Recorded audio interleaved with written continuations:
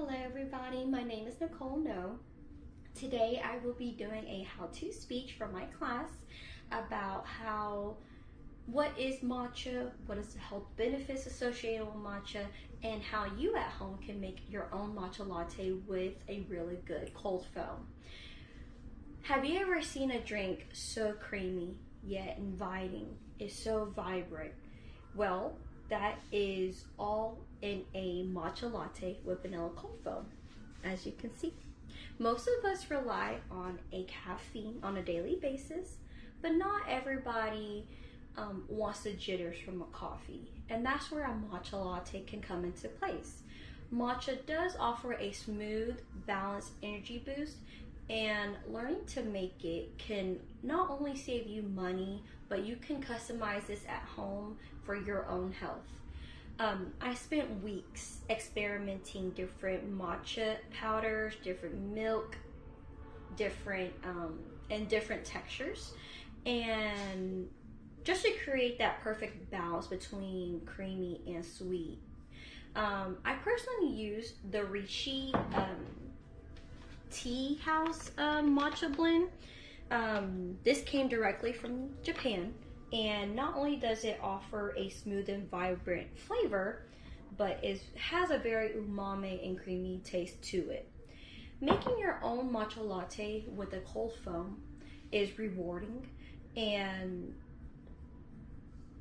today I will be teaching you of how you can do your own modern twist with this latte. It's going to be in 3 easy steps, and along those steps I will explain the benefits of matcha and what it can do for you. Today I will show you how to make, first we're going to prepare our matcha base. Second, we're going to assemble the latte. I'm going to show you exactly how. And third, I'm going to show you how to make that cold foam. So to really start off first, matcha is a very finely grounded green tea powder, and it's really known for its antioxidants, its smooth flavor. According to Harvard Health, an article I read, matcha is rich in polyphenols and catechins, which are antioxidants. It can help us in our immune system by protecting our cells from damage and overall provide a well-being. So to start off first, you are going to need some materials for your matcha. All you're going to do is turn on your weight scale, okay? And once you settle down, you're gonna zero it out, which is 0. And then I like to place a little coffee drip cup I also bought from Amazon. I'll zero that out. And then this is where I will measure out about 2 grams of matcha for. There's not an exact way you have to do this. Some people just put it right into their bowls and they don't really measure it out. Once again, it all comes with experience and other people's different preferences. This is what I do. Okay, so we have 2 grams of matcha already into the cup. I will set this aside, but I am gonna still use my spoon. I will put the scale to the side as we already have measured out our matcha. So I'm gonna put my bowl over here. You do need this kind of material. It's like a sifter where you can put the matcha powder into there, right? Because matcha is sometimes really clumped up in its bag, right? And what the sifter does is just really, it breaks down the clumpiness of the matcha, and whenever you blend it out with your water, it's not so clumpy and it blends very well. So what you're just gonna do is just really sift it, get into a fine powder. It takes very quick to do, right?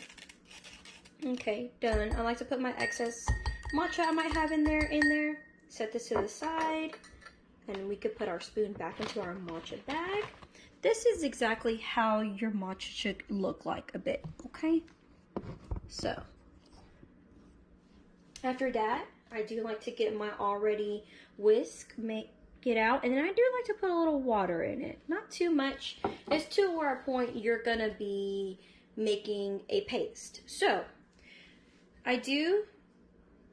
what you're going to want to do with your whisk is you're going to have to put your index finger right here, where this little thing is right here. You're going to have to hold it like that. What you're going to do is go into an O type of shape. Kind of just break apart those particles. Kind of get that water mix in there. You're going to want to create a little fine paste with it, right?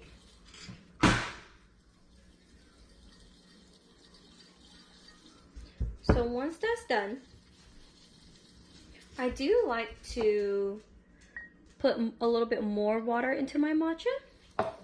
And then this is where we start to whisk it. We're going to whisk it like this. Just flick your wrist, not too hard, not too much, just enough. And you're going to blend it very well. As you can see, there you go. Okay, once that's done, on the side, I do like to go ahead and make the cold foam. Well, not the cold foam first.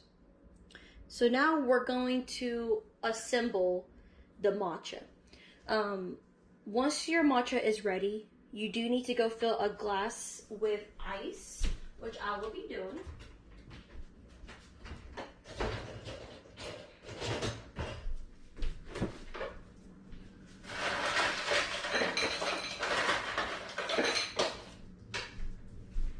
Okay, just like so. And after that, you will be getting your matcha right here, and you will pour it into the cup, and it creates that effect. There you go, just like so.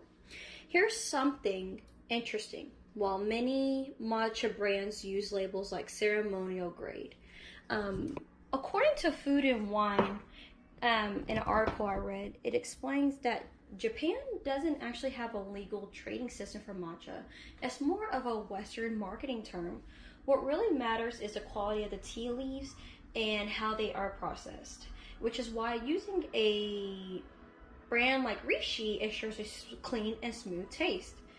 So now that we kind of put our matcha inside the cup, I do like to use a oat milk to make it creamy. You're more than welcome to use fat-free 2%. It is entirely up to you. All I do is kind of just pour all over my matcha.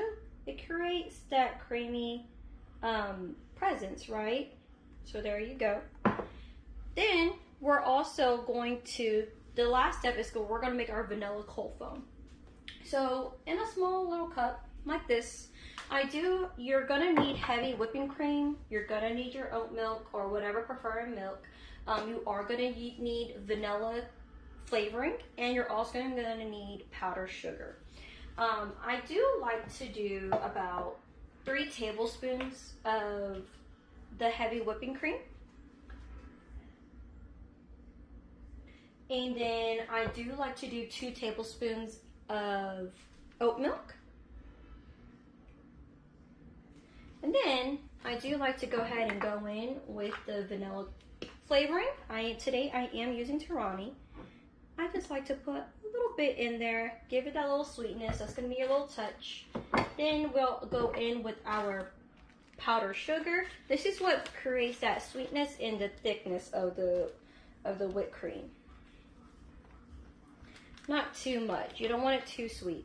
So you are going to also need your frother, which is right here, and you're gonna really froth that into a really thick like consistency. You can froth this for about 2-3 minutes. Okay, so done. Then you're gonna get your matcha and you're just gonna pour it right over. How beautiful. And there you go, that is your matcha. One last article I did read about matcha. Beyond taste, matcha also offers some impressive health benefits. A scientific review in PubMed Central, it was found that matcha may enhance memory, support heart health, and provide natural energy without the crash that comes from coffee. when you take that first sip, the earthy matcha blending with the sweet vanilla cold foam, you get a balance in a cup. So in conclusion, thank you for watching my video of how I make a homemade matcha latte with vanilla sweet cold foam. I have explained the benefits of how matcha can help you in your